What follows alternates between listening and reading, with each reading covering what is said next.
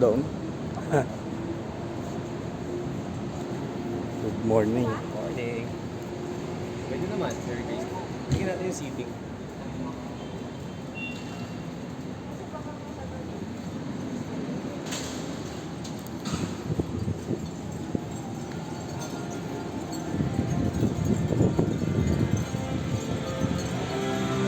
Wala, nag-video lang ako.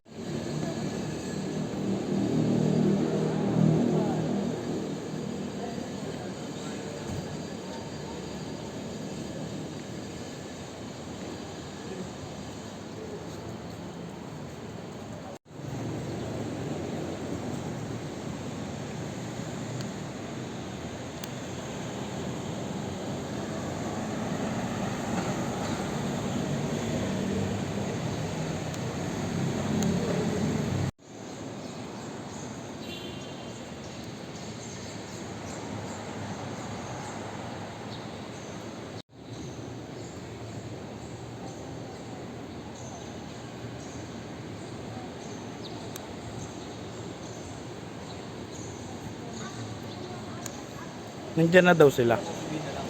Kahit saan? Coffee bean na lang tayo kasi mas mainit. Starbucks.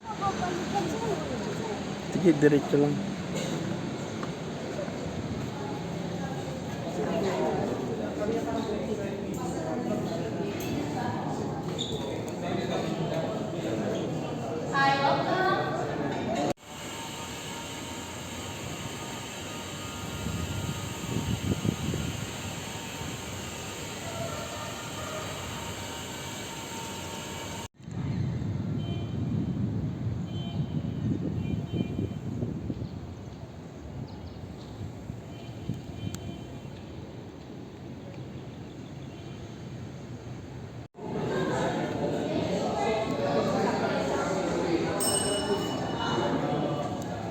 Dito pala dahil.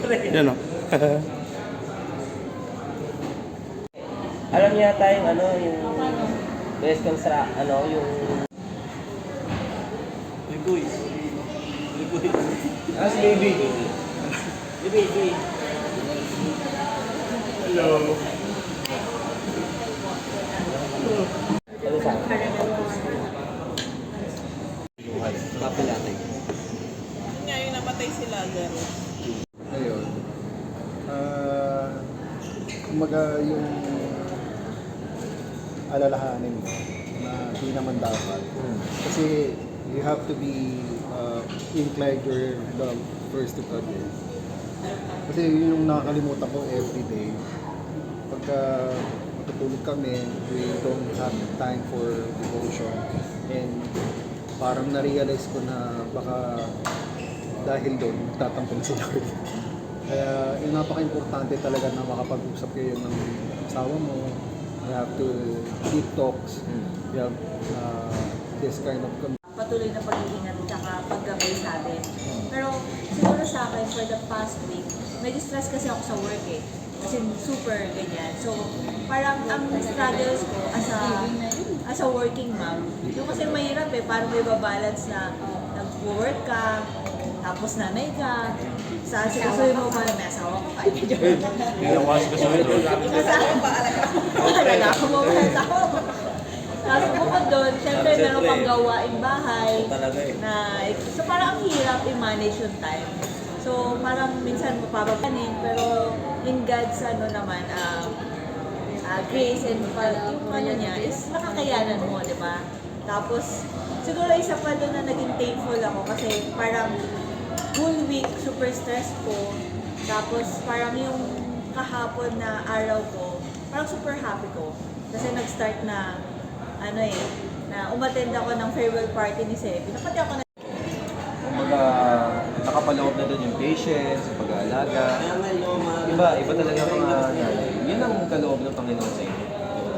Yung lakas sa Kaya kung may mga kasalanan kami, patawarin niyo na kami. Ganun lang naman. Hirap kasi, ganun talaga eh. Pero yun kung matapos lang natin yung labahan bago magsabado, malaking blessing.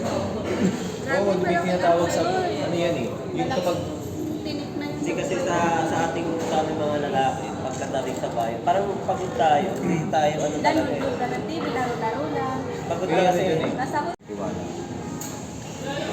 So yun, without me knowing, transform niya na ako. Kasi kung ako lang, di naman ako magiging hindi ko gagawin yung buhay ko na ganito in my own, di ba? Sarap kaya matulog, ba tayo nandito, ba tayo nag-aaral sa salita ng Panginoon? Yun yun. Kasi natagit na buhay na 30 plus eh. Hindi ikaw gumagawa ng Oo, hindi na. Kasi may mga time na syempre, panahon natin tayo nag-decision eh, no? Hindi yung will ni Lord. Pero kaya nga salamat sa Paranaque Emily na nandoon tayo. Hindi, nagay tayo. Kumbaga sa atin hindi natin alam eh. Bahala na tayo kung ano natin eh. Pero yung kumbaga yung yung nararanasan mo na yun. Tapos na yan. I-relate natin to sa last part ulit. So yung first part kasi yung yung reflective. Pagmamahal ng Panginoon. Yung last part, maganda yun. Allow it. I-surrender, ipagkatiwala. So, ganun din yung ginagawa natin dito sa YA. Alam naman natin na Kanya-kanya tayo nga, magkakatiba. itong mismong samahan natin, medyo humina talaga eh. Hindi naman namatay, pero humina talaga itong YA. So, ito lang kailangan natin gawin. Ipagpatuloy yung mga gawain, surrender sa Panginoon. Siya gagawa ng way para palakasin, pagyamanin yung YA. Just allow it to transform. Nakikita mo yung anak mo. Tapos, ano lang siya ngayon? Magligalig. Yung gigitian mo lang, 6 months na siya kasi Wow! mamayaanin niya namin. Ano bang magandang first na food? Devotion. Yes. Iba rin yun. Iba rin yung group. Kasi, Palakasan. oo, tas lalo na yung nating, nas nakikilala natin si Lord, nas nakikilala natin bawat isa. Ay, ito pala, si May pala, may jolly side. Nakaka-relate naman ako. Mga ganon. Tapos si Carlo pala na Babae. ano. Strings. So, masaya. Parang nakakapag-appreciate ng spirit. Siyempre, nung kung makikita natin sa akin, nakaka-stress na yun nga sa word. Parang ang gagawin dito, mga bagay. Pero yun yung thankful ako. At itong pag-aaral natin sabay-sabay, itong oikos, makakapag-transform sa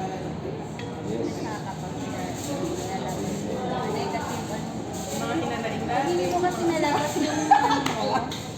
Parang hindi mo kasi pag yung nalabas yung mga negative expectations mo, parang Makikip-kip na. naaano mo sa loob mo eh. Parang nababawasan yung confidence mo. Parang gano'n.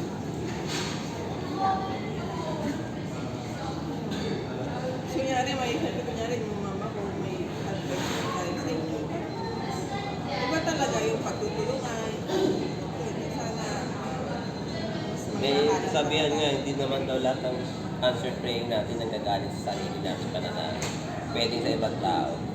Bawa, yung praying ng katuparan mo nang galing sa kanila, galing sa iyo. Ganun, hindi ba sinabi nga sa range na magpaalakasan tayo sa isa't isa. Magpanalangin, don't give up on me. kahit yung ano talaga. Yes, Lord, Mama, Panginoon sa lahat. Salamat po sa umagang ito, Panginoon, na nagkatipon-tipon upang pagbulay-bulayan ng iyong salita. Panginoon, salamat, Panginoon, sa mga Panginoon.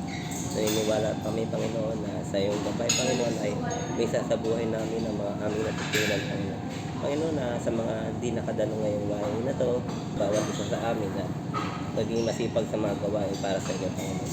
Panginoon, sa aming pagsamantalang paghihiwa-hiwalay, ay ingatan po kami at makarating kami ligtas sa aming pagpupunta. Ito po ang aking dalangin sa mga sa Panginoon.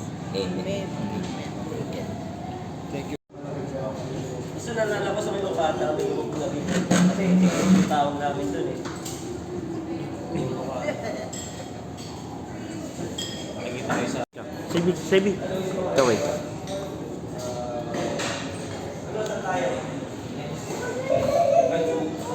Sama na may isipan. Kung may may lahat ng activity yung isip sa akin dito,